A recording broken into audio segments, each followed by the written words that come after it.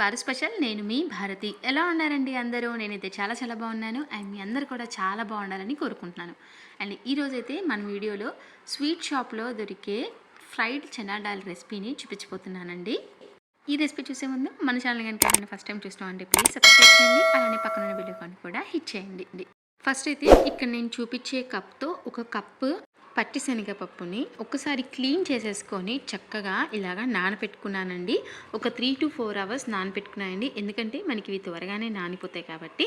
And ఇలా మనం గోరుతో కనుక గుచ్చితే ఇలాగ బ్రేక్ అయ్యే వరకు కూడా మనం నానపెట్టుకోవాలండి. ఇలా నానపెట్టుకున్న తర్వాత వాటర్ అన్నీ కూడా చక్కగా వడికట్టుకోవాలండి. అండ్ మన ఇంట్లో ఇలా స్ట్రైనర్స్ ఉంటాయి కదండి పెద్దవి, సో అందులో వేసేసుకొని చక్కగా వాటర్ అన్నీ కూడా పోయే వరకు ఒక 15 minutes పాటు వాటిని అలానే ఉంచాలండి.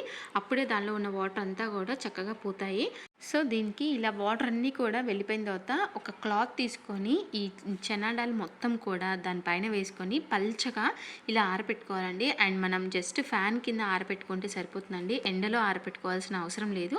ఇలా చక్కగా వాటిని డ్రై చేసేసుకోవాలండి. అంటే వాటర్ అన్నీ కూడా మొత్తం ఆ క్లాత్ పీల్చుకొని మనకి ఆ పప్పు అనేది బాగా డ్రైగా అవ్వాలండి. అంటే మరీ ఎండిపోయినట్టు కాకుండా ఇక్కడ నేను చూపించే విధంగా, ఇక్కడ మీరు అబ్జర్వ్ చేస్తే మీకు తెలుస్తుంది, ఇలా చూపించే విధంగా తడి ఏమీ లేకుండా చక్కగా ఇలా డ్రై చేసుకోవాలండి. ఇలాగా మనం డ్రై చేసుకున్న తర్వాత వీటినంతా కూడా ఒక పక్కన పెట్టేసేసుకొని ఇప్పుడు మనం పొయ్యి మీద ఒక కళాయి పెట్టుకొని మనం ఆయిల్ని డీప్ ఫ్రై కోసం వేడి చేసుకోవాలండి. అండ్ ఇక్కడ వేయించుకోవడానికి నేను ఇలాంటిది నెట్ టైప్ తీసుకున్నాను అండి. ఎందుకంటే మనం డైరెక్ట్గా దానిలో వేసి వేయించుకోవడానికి మనకేంటంటే మనం గరిటెతో అయితే ఎక్కువ టైం పట్టి అవి మాడిపోతాయి. అండ్ అలానే కొంచెం లావు చిల్లులు గిన్నెట అయితే కనుక దానిలో ఇంచి దూరిపోతాయి. కాబట్టి నేను ఇలాంటి నెట్ అయితే ఇలా డైరెక్ట్గా దానిలో వేసేసుకొని ఆయిల్ బాగా కాగిన తర్వాత మాత్రమే మనం వేయించుకోవాలండి. చూసారా, ఇలా పెట్టంగానే అవన్నీ కూడా చక్కగా బబుల్స్ లాగా వస్తున్నాయి. అంత ఆయిల్ అనేవి చక్కగా హీట్ అవ్వాలన్నమాట. సో ఇలా మనం వేయించుకునేటప్పుడు గెరిటతో మనం ఇలా రోల్ చేస్తూ ఉండాలండి. అప్పుడే పప్పు అంతా కూడా ఈవెన్గా ఫ్రై అవుతుంది. అలా రోల్ చేయకుండా మీరు యాజ్ ఇట్ ఈజ్గా పెట్టేస్తే కిందవన్నీ బాగా ఫ్రై అయిపోతాయి. అండ్ పైన ఉన్న పప్పు కూడా లైట్గా ఫ్రై అయిపోయి గట్టిగా వస్తాయండి. సో మీరు ఇలా రోల్ చేస్తూ ఉంటేనే చక్కగా అన్నీ కూడా ఫ్రై అయిపోతాయి అన్నమాట. సో ఇలా ఫ్రై అయిన తర్వాత ఒక 2 minutes మీరు ఫ్లేమ్ని లోలో ఉంచుకొని ఇందులోని ఆయిల్ అంతా కూడా పోయే వరకు కూడా 2 minutes వెయిట్ చేయాలండి.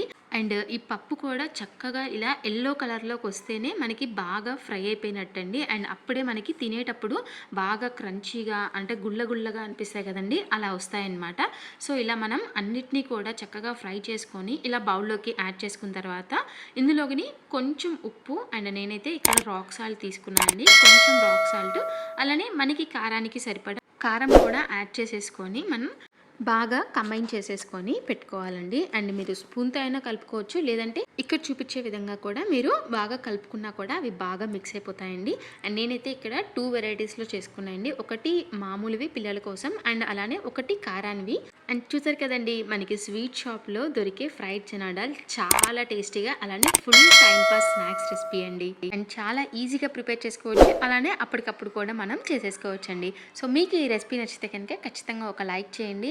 వేరే వాళ్ళకి యూజ్ అయ్యే వాళ్ళకి మరింత కొంతమందికి రీచ్ అవ్వడానికి హెల్ప్ అవుతుంది. అండ్ మీరు మీ ఇంట్లో ట్రై చేసి కామెంట్ సెక్షన్లో నాకు కామెంట్ చేయండి. Thank you for watching. Signing off మీ భారతి.